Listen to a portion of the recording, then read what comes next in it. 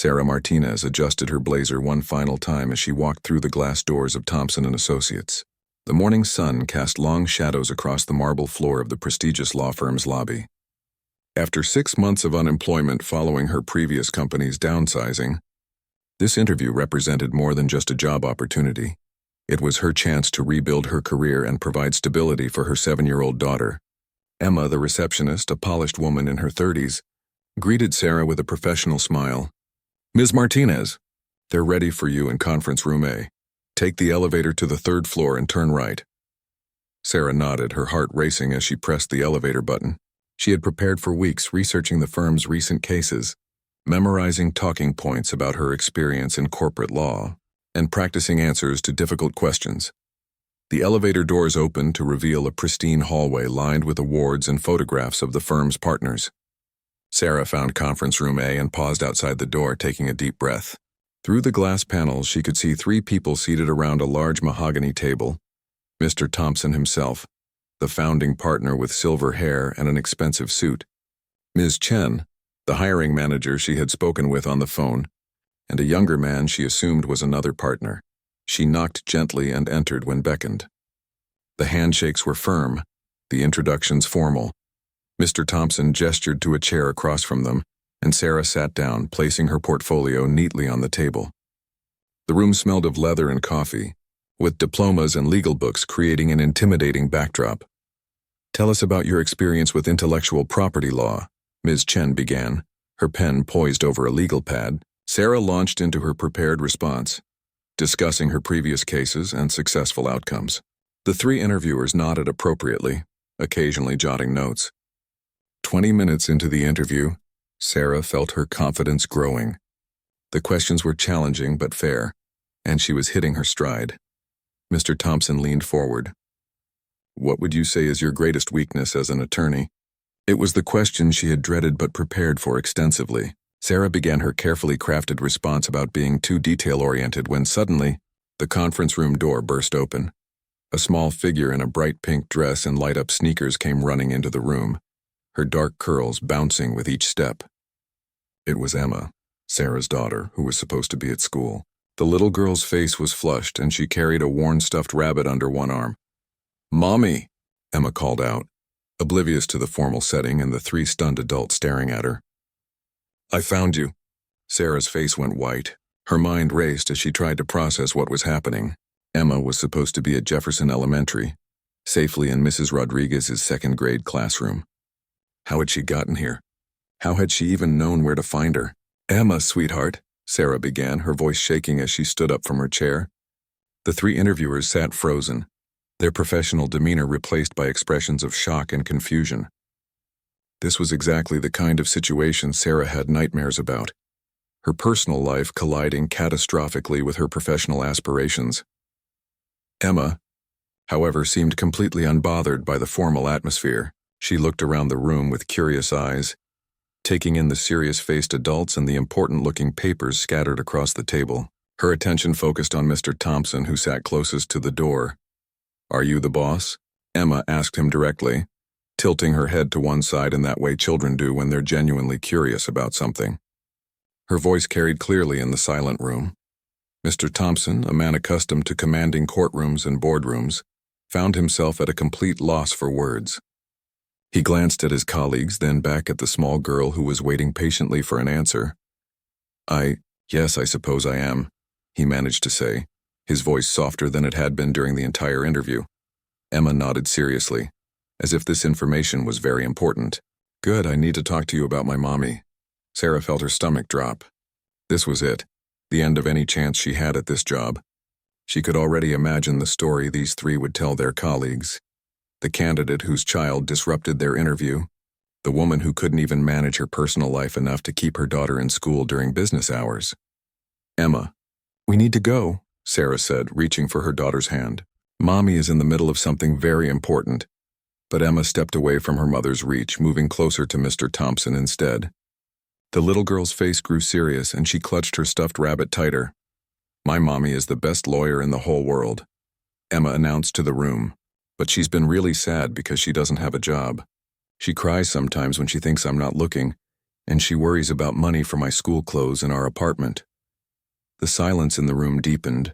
Sarah wanted to disappear, to somehow rewind the last 5 minutes and make this nightmare unhappen.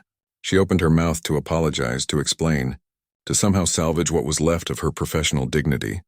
But no words came. Emma continued, her 7-year-old voice filled with the kind of honesty that adults rarely possess. She's been practicing what to say to you in the mirror. She talks to herself and pretends to shake hands and says, "Pleased to meet you," over and over. Ms. Chen's pen had stopped moving entirely. The younger partner leaned back in his chair, his expression unreadable. Mr. Thompson's stern facade seemed to be cracking slightly around the edges. She makes me breakfast every morning even though we don't have much food. And she walks me to school even though it makes her late for things. Emma continued. She reads to me every night and helps with my homework even when she's tired from looking for jobs all day. Sarah's eyes filled with tears. This was not how she had imagined her interview going. All her preparation, all her professional polish was being stripped away by her daughter's innocent honesty. She felt exposed and vulnerable in a way that terrified her. The 3 interviewers remained silent, processing this unexpected turn of events. None of them had children of their own, and they were witnessing something they had never experienced in decades of corporate interviews.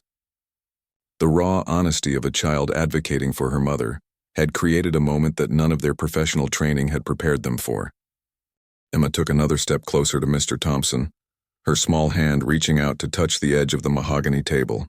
Her light-up sneakers blinked softly as she shifted her weight from one foot to the other. The stuffed rabbit dangled from her other arm, its fur worn smooth from years of bedtime cuddles and comfort. "My mommy doesn't know I'm here," Emma said, looking directly at Mr. Thompson with the kind of unwavering eye contact that made adults uncomfortable.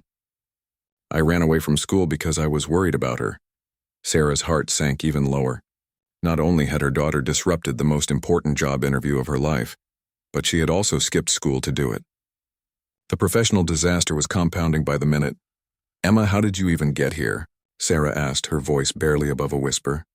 "School doesn't end for 3 hours." The little girl turned to her mother, her expression matter of fact. "I told Mrs. Rodriguez I felt sick and she sent me to the nurse. But instead of going to the nurse's office, I went outside and asked the crossing guard lady where the lawyer buildings were. She pointed down the street and said there were lots of them. So I walked and walked until I saw the sign with your company name." Ms. Chen leaned forward slightly, her professional curiosity overriding her shock. "You walked here by yourself? That's at least 6 blocks from Jefferson Elementary." "I'm good at reading street signs," Emma replied proudly, "and I remembered the address because Mommy wrote it on the calendar in big letters and circled it with a red marker. She's been looking at that calendar every day for 2 weeks. Mr. Thompson found his voice again. "Young lady, your mother is very worried about you being here." "This is a business meeting." Emma nodded solemnly. "I know it's a business meeting. That's why I came. Because this business meeting is about my mommy getting a job. And that's the most important thing in our whole life right now." The simple truth of her words hung in the air like a challenge. Sarah wanted to scoop up her daughter and run from the building. But something in Emma's determined stance made her pause. Her 7-year-old child had somehow understood the gravity of this situation better than Sarah had given her credit for. "Every morning, Mommy checks her email on her old laptop," Emma continued, directing her words to all 3 adults now. "She always hopes someone wrote back about a job, but mostly nobody does. When they do write back, it's usually to say no thank you. That makes her sad, but she tries to hide it from me." The younger partner, who had been silent throughout Emma's speech, finally spoke. "What's your name, sweetie?" "Emma Martinez. I'm 7 years old and I'm in 2nd grade at Jefferson Elementary. My teacher is Mrs. Rodriguez and she's really nice, but I don't think she's going to be happy that I left school without permission." Emma's honesty was startling in its completeness. "No, I don't think she will be," he agreed gently. "But tell us more about your mommy." Sarah felt a mix of mortification and pride as she watched her daughter command the attention of 3 powerful attorneys. Emma had always been articulate for her age, but this level of advocacy was something Sarah had never witnessed before. "My mommy works really hard," Emma said, warming to her subject. "Even when she doesn't have a job to go to, she still gets up early and puts on her nice clothes and goes to places to ask for work. She comes home tired and sometimes her feet hurt from walking in her high heels all day. but she never complains. Mr. Thompson's expression had softened considerably.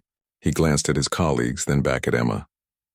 It sounds like your mommy is very dedicated. She is. Emma agreed enthusiastically. And she's really smart too. She knows about laws and how to help people when they have problems. She helped our neighbor, Mrs. Peterson, when her landlord tried to make her pay too much rent. And she helped my friend Jake's mom when she got in trouble at work for something she didn't do. Ms. Chen made a note on her legal pad, though Sarah couldn't imagine what she was writing about this surreal situation. The hiring manager's expression had shifted from professional detachment to something resembling genuine interest. Your mommy helped these people for free? She asked. Uh-huh. Emma nodded vigorously, because she said that's what lawyers are supposed to do, help people who need help. Even when we didn't have money for groceries, she still spent time helping Mrs. Peterson fill out forms and write letters to her landlord. The room fell silent again as the three attorneys processed this information. They were learning more about Sarah's character from her 7-year-old daughter than they had from 30 minutes of traditional interview questions. Emma looked around the room again, taking in the expensive furniture and the wall of law books. This is a really fancy office, she observed. Is this where my mommy would work if you gave her the job? Part of the time, yes, Mr. Thompson replied. We have several offices throughout the city. Emma nodded thoughtfully. That would be good. Mommy likes fancy places, but she never gets to be in them anymore. She used to work in a fancy place before, but then they told her and lots of other people that they didn't need them anymore. That's when Mommy started being sad all the time. Sarah felt tears threatening again. She had tried so hard to shield Emma from the worst of their financial struggles. But clearly her daughter had been more aware of their situation than she had realized. The fancy place where she used to work, what was it like? The younger partner asked. It had big windows and plants everywhere, Emma replied. And Mommy had her own office with her name on the door. She was so proud of that nameplate. She brought it home when she had to leave.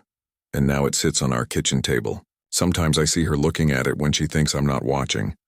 The detail about the nameplate hit Sarah like a physical blow.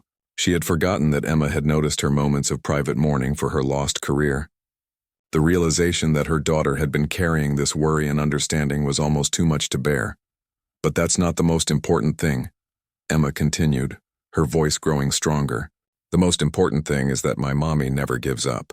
Even when things are really hard, she keeps trying. She says that's what strong people do. They keep trying even when it's scary. Emma shifted the stuffed rabbit to her other arm and moved even closer to Mr. Thompson's chair. Her light-up sneakers had stopped blinking, but her presence in the room seemed to glow with an energy that none of the adults could ignore. The little girl seemed to sense that she had their attention and she wasn't about to waste it. Can I tell you a secret? Emma asked, lowering her voice to what she probably thought was a whisper but was still clearly audible to everyone in the room. Mr. Thompson leaned down slightly to hear her better. What's your secret, Emma? My mommy doesn't eat dinner sometimes, Emma confided, her dark eyes serious. She says she's not hungry, but I think she's lying. I think she gives me the bigger portions so I have enough food, and then she pretends she already ate when I'm not looking. The weight of this revelation settled over the room like a heavy blanket. Sarah closed her eyes, feeling exposed in a way that went far beyond professional embarrassment. Her daughter was laying bare their most private struggles to complete strangers, and sometimes, Emma continued, oblivious to the emotional impact of her words, I hear her on the phone with my grandma and she's crying. She tries to be quiet, but our apartment has thin walls. She tells Grandma that she doesn't know how she's going to pay rent next month, and that she's scared we might have to move in with Grandma in Arizona. Ms. Chen set down her pen entirely, her professional facade cracking. She glanced at Sarah, then back at Emma, clearly struggling with how to respond to such raw honesty from a child. Moving to Arizona would mean leaving your school and friends, the younger partner observed gently. Emma nodded gravely. And it would mean my mommy failed. She told Grandma that she promised herself she would make it work here, where my daddy used to live before he went to heaven. She said this city has all our memories and she doesn't want to give up on the place where we were happy. Sarah felt her composure finally beginning to crack. Emma rarely mentioned her father, who had died in a car accident 3 years earlier. The fact that her daughter understood the deeper significance of their location, the emotional weight of potentially having to leave, was almost too much to process. Your daddy went to heaven? Mr. Thompson asked softly, his voice gentler than it had been all morning. Yes, when I was 4, Emma replied matter-of-factly. He was coming home from work late one night and a drunk driver hit his car. Mommy says he was probably thinking about me and the bedtime story he was going to read when he got home. The silence in the room became profound. These 3 attorneys, accustomed to dealing with corporate disputes and contract negotiations, found themselves confronted with real human tragedy, delivered in the innocent words of a 7-year-old. After Daddy died, Mommy had to learn how to do everything by herself, Emma continued. She had to learn how to fix the sink when it broke and how to kill spiders and how to make scary noises in the apartment go away at night. She had to be both Mommy and Daddy, and she's really good at it, but I know it's hard for her. Emma paused and looked directly at each of the 3 adults in turn. That's why this job is so important. It's not just about money, though we really need money. It's about my mommy feeling proud of herself again. She used to stand up really straight and smile a lot. Now she's sad too much, and her shoulders are always hunched over like she's carrying something heavy. The image Emma painted was vivid and heartbreaking. Sarah realized that her daughter had been watching her more carefully than she had ever imagined, cataloging the physical manifestations of her grief and stress with the keen observation skills that children possess. When she practices for interviews in the mirror, Emma continued, she stands up straight again, and for a few minutes she looks like the mommy I remember from before Daddy died. I want her to look like that all the time again. Mr. Thompson pushed his chair back slightly and folded his hands in his lap. His entire demeanor had changed from the beginning of the interview.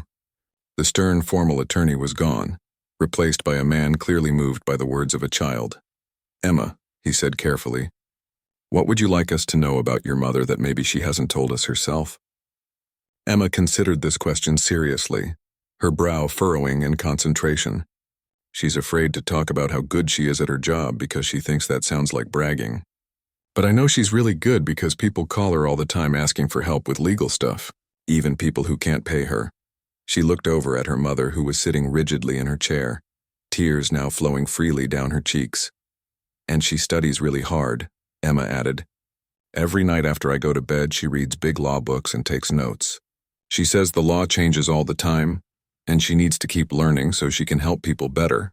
She falls asleep at the kitchen table sometimes, and I put a blanket on her. Ms. Chen picked up her pen again, but instead of writing notes about Sarah's qualifications, she found herself jotting down Emma's observations.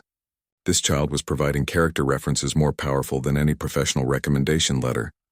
My mommy also volunteers at the community center on Saturday mornings, Emma said, gaining momentum again. She helps people fill out legal papers for free. She says everyone deserves to understand the law, not just rich people. Last Saturday, she helped an old man understand why his insurance company wasn't paying for his medicine. The younger partner leaned forward. Your mother sounds like she cares a lot about helping people. She does, Emma agreed emphatically. She says being a lawyer isn't just a job, it's a way to make the world more fair. And the world needs more fair right now. The simplicity and truth of this statement hung in the air. Out of the mouths of babes, Mr. Thompson thought to himself, remembering the old saying. This 7-year-old had just articulated the fundamental purpose of their profession better than most law school graduates. Emma, Sarah finally managed to speak, her voice thick with emotion. Sweetheart, we really need to go now. These nice people have other appointments and you need to get back to school. But Emma wasn't finished. She looked around the room one more time, taking in the 3 adults who held her mother's future in their hands. I just want you to know, she said, her voice carrying a gravity that seemed impossible for someone her age. If you give my mommy this job, she won't let you down. She's never let anyone down in her whole life, even when letting people down would have been easier. Emma reached into the small backpack Sarah hadn't noticed she was carrying and pulled out a crumpled piece of paper. Her small fingers smoothed it out carefully before placing it on the mahogany table in front of Mr. Thompson. I made this for you, she announced proudly, in case you needed more reasons to hire my mommy. The 3 attorneys leaned forward to examine what appeared to be a hand-drawn chart created with colored pencils and markers. At the top, in Emma's careful 7-year-old handwriting, were the words, why my mommy should get the job. Mr. Thompson adjusted his reading glasses and studied the paper. Emma had drawn a series of pictures with accompanying text. The first drawing showed a stick figure woman in a black dress standing in front of what was clearly meant to be a courthouse. With the caption, "My mommy knows about laws." I drew her in her interview dress, Emma explained helpfully. She's been wearing the same dress to every interview because it's her only fancy one. But she always makes sure it's clean and pressed. The second drawing depicted the same stick figure woman surrounded by smaller stick figures of various sizes. The caption read, "She helps lots of people." Emma pointed to each smaller figure as she explained. "This one is Mrs. Peterson from our building. This one is Jake's mom. This one is the lady from the grocery store who got in trouble with her boss. And this one is Mr. Garcia from the community center who needed help with his citizenship papers." Ms. Chen found herself genuinely studying the child's artwork, impressed by the level of detail Emma had included. Each stick figure was labeled with a name and a brief description of how Sarah had helped them. The third drawing showed a woman and child stick figures sitting at a table with books scattered around them. "She studies hard and helps me with homework too," the caption explained. "Even when she's tired from job hunting all day, she always checks my math and helps me practice reading," Emma said. "And she never gets mad when I don't understand something the first time." The fourth drawing was perhaps the most poignant. It showed two stick figures, one large and one small, standing next to what appeared to be a gravestone. The caption simply read, "She takes care of me all by herself." Mr. Thompson cleared his throat, clearly moved by the child's artistic tribute to her mother. "This is very impressive work, Emma. You put a lot of thought into this." "I worked on it for 3 days," Emma replied proudly. "I wanted to make sure I didn't forget anything important about why you should hire her." The fifth drawing showed the woman's stick figure standing in front of a building with Thompson and Associates written above it.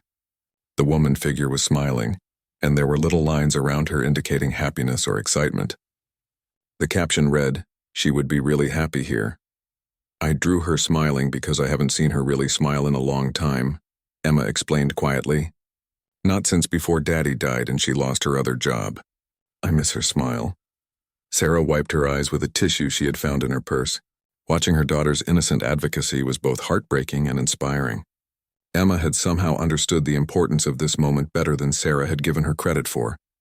The final drawing on the paper showed all 4 stick figures, the woman, the child, and 2 other adults, standing together with their arms raised in celebration. The caption read, "Everyone will be happy if you say yes." Emma pointed to the 2 adult figures that weren't her and her mother. "That's you," she said to Mr. Thompson, "and that's supposed to be your other lawyer friends.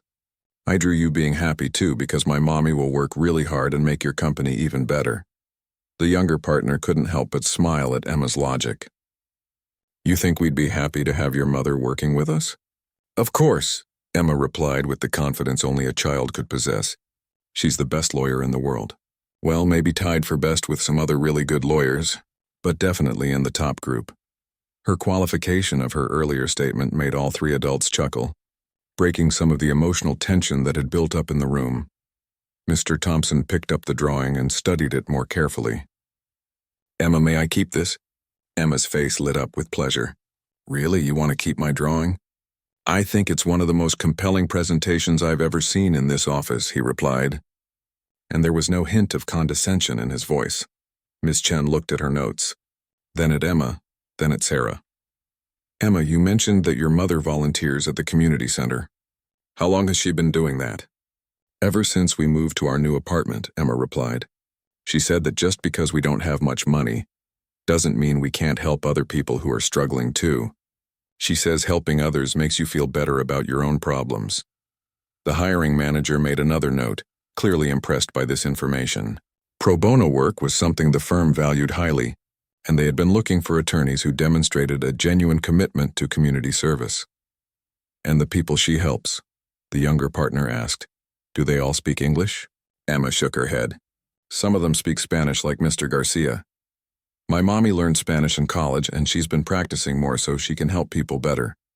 She watches Spanish TV shows at night after I go to bed." This was news to Sarah, who hadn't realized Emma was aware of her language study efforts. She had been working to improve her Spanish skills specifically to better serve the diverse community around their apartment, but she hadn't mentioned this in her resume or during the interview. What else does your mommy do that she might not have told us about? Mr. Thompson asked, genuinely curious now about what other surprises this interview might hold.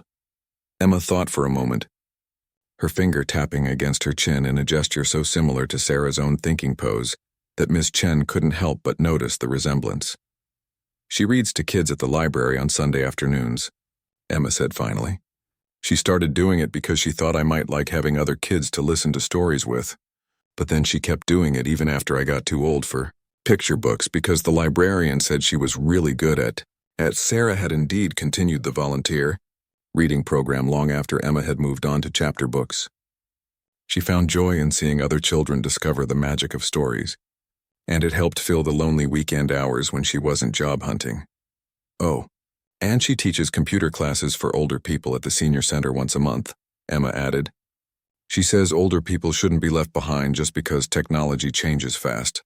Again, this was something Sarah had not mentioned during her interview, probably considering it irrelevant to her legal qualifications, but to the three attorneys listening, it painted a picture of someone with genuine care for her community and a willingness to share her skills freely. Emma suddenly seemed to remember something important. She reached back into her small backpack and pulled out a folded photograph, its edges worn from handling. She placed it carefully on the table next to her drawing. "This is my mommy and daddy on their wedding day," she announced. "Daddy always said mommy was the smartest person he ever met, and that she could do anything she set her mind to." The photograph showed a younger Sarah in a simple white dress, standing next to a tall man in a navy suit. Both were smiling broadly, and Sarah's face held a confidence and joy that was notably absent from the woman sitting in the conference room today. "Daddy was really proud of mommy's job," Emma continued.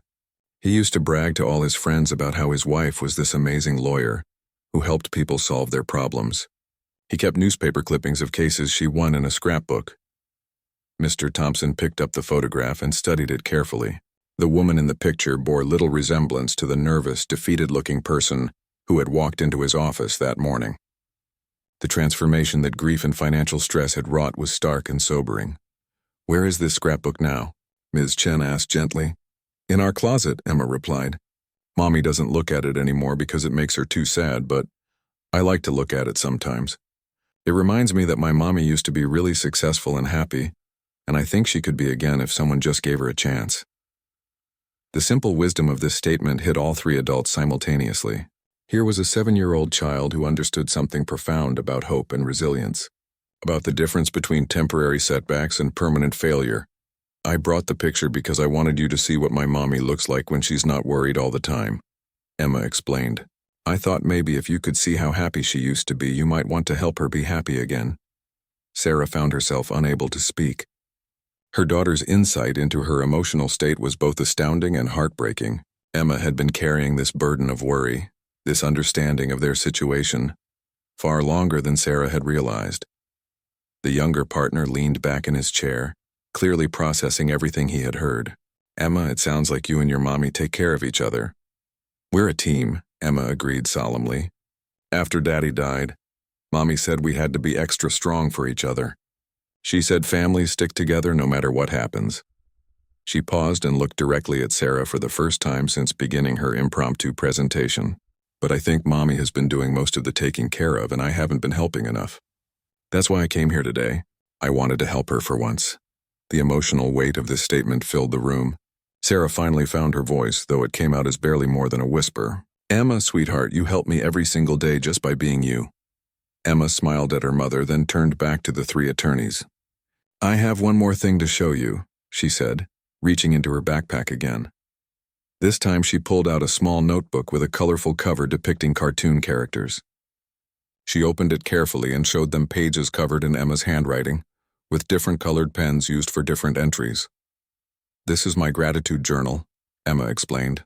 "My teacher, Mrs. Rodriguez, taught us about gratitude journals at school. Every day we're supposed to write down 3 things we're grateful for." She flipped through several pages, showing entries like, "I'm grateful for pancakes for breakfast," and "I'm grateful that it didn't rain during recess," and "I'm grateful that Mommy read me 2 bedtime stories instead of just 1. Then she found the page she was looking for and placed it in front of Mr. Thompson, this is from last week, she said. The 3 items, written in careful second-grade handwriting, were: I'm grateful that Mommy never gives up. I'm grateful that we still have each other even though Daddy is in heaven. And I'm grateful that Mommy has an interview this week, and maybe she'll get a job and be happy. Again. The final entry was dated the previous evening. I'm grateful that tomorrow Mommy might get the job that will change our whole life. Mr. Thompson removed his reading glasses and set them on the table. He looked at Emma, then at Sarah, then at his colleagues. The formal interview process had completely dissolved, replaced by something far more meaningful and human. Emma, he said finally, you are a very remarkable young lady. Emma beamed with pride. My mommy says I get that from my daddy. He was remarkable too. I can see that, Mr. Thompson replied. And it's clear you get a lot from your mother as well. Emma nodded enthusiastically.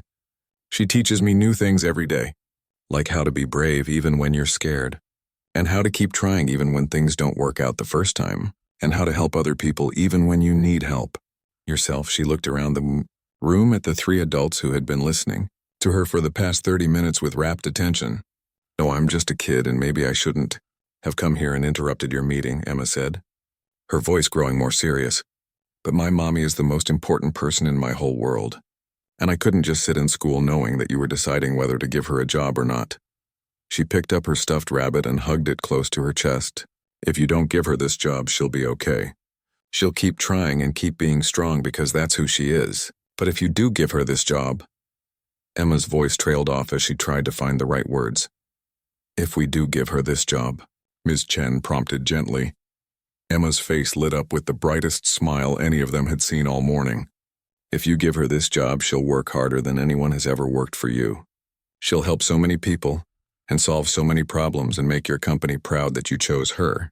And most importantly, Emma's voice dropped to that conspiratorial whisper again. She'll smile again, and when my mommy smiles, it makes the whole world feel better. The room fell into a profound silence as Emma's words settled over them. The little girl had somehow managed to convey more about her mother's character, qualifications, and potential value to the firm than any traditional interview could have accomplished. Emma looked at the clock on the wall and suddenly seemed to remember something. Oh no, she said, her eyes widening. I've been gone from school for a really long time. Mrs. Rodriguez is probably really worried about me. She started gathering up her drawing, her notebook and the photograph, carefully placing them back in her backpack. I should probably go back to school now before I get in even more trouble.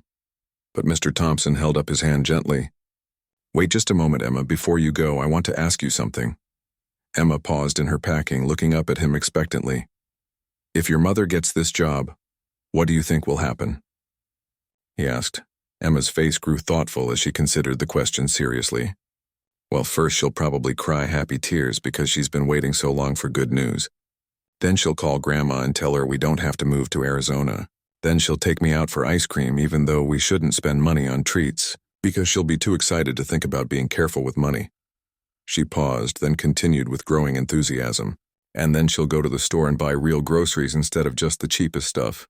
And maybe she'll buy herself a new dress for work, because she's been wearing the same 3 outfits over and over. And she'll stop looking so tired all the time because she won't have to worry about rent money anymore. Emma's eyes sparkled as she painted this picture of their potential future. But the best thing is that she'll remember that she's really good at being a lawyer. She'll stand up straight again and talk in her confident voice instead of her scared voice. And when people ask me what my mommy does, I can say she's a lawyer at Thompson & Associates instead of saying she's looking for work. The specificity and hopefulness of Emma's vision was both touching and heartbreaking. She had clearly thought about this scenario many times, imagining how their lives could change with one positive phone call. And what about you? Ms. Chen asked. How would your life change? Emma smiled shyly.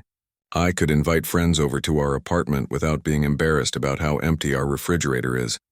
And I could join the soccer team at school because we'd be able to afford the uniform and cleats. And maybe I could take piano lessons like my friend Sophie does. She looked down at her worn sneakers, then back up at the adults. But mostly I just want my mommy to stop worrying so much. When grown-ups worry all the time, kids worry too, even when the grown-ups try to hide it. Sarah felt her heart breaking and healing simultaneously. Her daughter's awareness of their situation was both devastating and inspiring. Emma had been carrying this emotional burden alongside her, and yet she had maintained such hope and determination. Mr. Thompson stood up from his chair, and the other two attorneys followed suit. Emma looked up at them, suddenly seeming very small in the large conference room. "Emma," Mr. Thompson said formally, "on behalf of Thompson and Associates, I want to thank you for one of the most compelling presentations we've ever received in this office." Emma giggled at his formal tone. "You're welcome. I just wanted you to know how special my mommy is." "You've certainly accomplished that," he replied with a genuine smile. "Now I think we need to call your school and let them know you're safe. And then we need to get you back to Mrs. Rodriguez before she calls the police." Emma's eyes widened with worry. "Am I in really big trouble?" "I think," Mr. Thompson said thoughtfully, "that when we explain to your principal and your teacher why you left school today, they'll understand that you had very important business to attend to." He looked at his colleagues, then back at Emma and Sarah. "But first, I have something to tell your mother." The room became very quiet as everyone waited for Mr. Thompson to continue. Emma reached over and took her mother's hand, squeezing it tightly. "Mrs. Martinez," Mr. Thompson said, his voice carrying a weight of authority and decision. "In 30 years of practicing law and conducting interviews, I have never encountered anything quite like what happened in this room today." Sarah's heart pounded as she tried to read his expression, unsure whether this unprecedented situation had helped or destroyed her chances. "Your daughter has provided us with character references that no resume could match," he continued. "She has shown us aspects of your professional dedication and personal integrity that traditional interview questions never could have revealed." Emma squeezed her mother's hand tighter, sensing the importance of this moment. "More than that," Mr. Thompson went on, "she has reminded all of us why we became lawyers in the first place. To help people, to make a difference, to serve our community with skill and compassion." He paused, looking directly at Sarah. "If you're willing to accept it, Mrs. Martinez, we would like to offer you the position of Associate Attorney with Thompson and Associates." The words hung in the air for a moment that seemed to stretch into eternity. Sarah stared at Mr. Thompson, certain she had misheard him. Emma's grip on her hand tightened as she processed what had just been said. "Did you just say you want to give my mommy the job?" Emma asked, her voice barely above a whisper. Mr. Thompson smiled broadly, the stern facade completely gone now. "That's exactly what I said, young lady. Your mother has been officially offered a position with our firm." Emma let out a shriek of joy that could probably be heard 3 floors down. She launched herself from her chair and threw her arms around Mr. Thompson's waist, catching him completely off guard. The distinguished attorney found himself being hugged by a 7-year-old in light-up sneakers, and he couldn't remember the last time anything had felt quite so right. "Thank you, thank you, thank you," Emma exclaimed, her voice muffled against his expensive suit jacket. "You just made my mommy's dream come true." Sarah sat frozen in her chair, tears streaming down her face. After months of rejection letters, dismissive phone calls, and interviews that led nowhere, she had finally heard the words she had begun to believe she would never hear again. But it wasn't just the job offer that moved her. It was the realization that her 7-year-old daughter had somehow accomplished what all her carefully crafted resumes and practiced responses couldn't. "Are you serious?" Sarah managed to whisper, looking between the 3 attorneys. "You're really offering me the position?" Ms. Chen stepped forward with a warm smile. "Mrs. Martinez, your qualifications speak for themselves. Your experience, your dedication to pro bono work, your community involvement, these are all things we value highly at our firm. But what your daughter showed us today went far beyond professional credentials." The younger partner nodded in agreement. "Emma helped us understand who you are as a person, not just as a lawyer.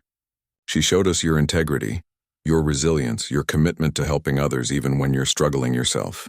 Those are qualities we can't teach, and they're exactly what we've been looking for." Emma finally released Mr. Thompson from her enthusiastic hug and ran back to her mother, climbing onto her lap, despite being nearly too big for such gestures. "Mommy, you got the job." "You got the job.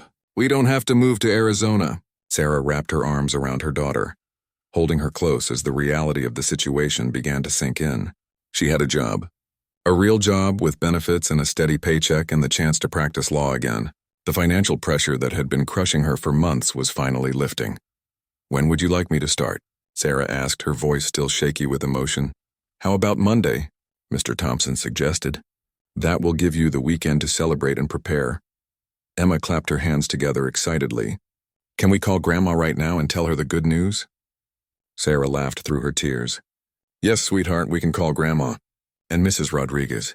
And probably the principal too, to explain why you decided to skip school today. Emma's expression grew slightly sheepish as she remembered her unauthorized departure from Jefferson Elementary. Am I going to be in trouble for leaving school? Ms. Chen crouched down to Emma's eye level. Well, you definitely can't make a habit of leaving school without permission. But I think when we explain to your teacher and principal that you were conducting very important business on behalf of your family, they'll understand. Important business, Emma repeated, clearly pleased with this description of her morning's activities. Mr. Thompson walked over to his desk and picked up a business card, handing it to Sarah. These are my direct contact details. HR will be in touch early next week with all the paperwork and orientation information, but please don't hesitate to call if you have any questions before then. Sarah took the card with trembling hands. Having a business card from a potential employer felt surreal after so many months of uncertainty. I don't know how to thank you, she said. Not just for the job, but for listening to Emma, for seeing past the chaos of this morning. Mrs. Martinez, Mr. Thompson replied seriously. Your daughter didn't create chaos this morning. She created clarity. She helped us see exactly why we should hire you, in ways that no traditional interview ever could have accomplished. He looked down at Emma, who was still beaming with pride and excitement. Young lady, you have a very bright future ahead of you. Have you ever considered becoming a lawyer yourself? Emma tilted her head thoughtfully. Maybe. But first I want to be a veterinarian and then an astronaut and then maybe a professional ice cream taster. Being a lawyer can come after that. The adults laughed at her ambitious career timeline. The tension that had filled the room for most of the morning had completely dissipated, replaced by warmth and genuine connection. We should probably get you back to school now, Sarah said, standing up and smoothing down her skirt. Mrs. Rodriguez is probably beside herself with worry. Emma jumped up and started gathering her things again, but this time with the energy of victory rather than retreat. She carefully folded her drawing and placed it back in her backpack, along with the photograph and her gratitude journal. As they prepared to leave, Mr. Thompson called out to Emma. Wait just a moment. I have something for you. He walked over to a cabinet and pulled out a small Thompson & Associates pen, the kind they usually reserved for important clients. He handed it to Emma with mock ceremony. This is for the most effective legal advocate I've ever encountered, he said solemnly. Use it well. Emma accepted the pen as if it were made of gold, her eyes wide with wonder. Thank you. I'm going to use it to write in my gratitude journal tonight. I'll write that I'm grateful for brave lawyers who listen to kids, and I'm grateful that my mommy got her dream job, and I'm grateful for light-up sneakers that helped me walk all the way here. As Sarah and Emma headed toward the door, Ms. Chen called out one final time, Mrs. Martinez? Sarah turned back, still hardly believing this was all real. Welcome to Thompson & Associates. We're very fortunate to have you joining our team. Walking through the lobby toward the elevators, Emma skipped alongside her mother, clutching her new pen and practically glowing with happiness. Other people in the building turned to stare at the little girl whose joy was so infectious it seemed to light up the entire space. Mommy, Emma said as they waited for the elevator, I'm sorry I left school without permission and interrupted your interview. Sarah knelt down to Emma's level, cupping her daughter's face in her hands. Emma Martinez, you are the bravest, smartest, most amazing little girl in the entire world. What you did today, I could never have asked you to do it, but I will never forget it for as long as I live. Emma smiled proudly. I just wanted to help. We're a team, remember? We're definitely a team, Sarah agreed, pulling her daughter into another tight hug. The very best team. As they stepped into the elevator, Emma looked up at her mother with sparkling eyes. So can we get ice cream now? And call Grandma? And maybe buy some real groceries? Sarah laughed, feeling lighter than she had in months. Yes, sweetheart. We can do all of those things. We can do anything now. The elevator doors closed on their reflection, a mother and daughter whose lives had just been transformed by the courage of a 7-year-old who refused to let the most important person in her world face her challenges alone. Emma's light-up sneakers blinked softly in the elevator's fluorescent lighting, a small but brilliant beacon of hope that had guided them both toward a brighter future. 3 floors up, Mr. Thompson sat at his desk, looking at Emma's hand-drawn chart of reasons to hire her mother. He carefully placed it in his desk drawer, knowing it would serve as a reminder for years to come about the most important qualities they should look for in the people they chose to join their firm. Sometimes, he reflected, the most profound truths come from the most unexpected sources, and sometimes it takes the innocent wisdom of a child to remind adults what really matters in life, not just professional qualifications or polished presentations, but character, heart, and the courage to fight for the people you love.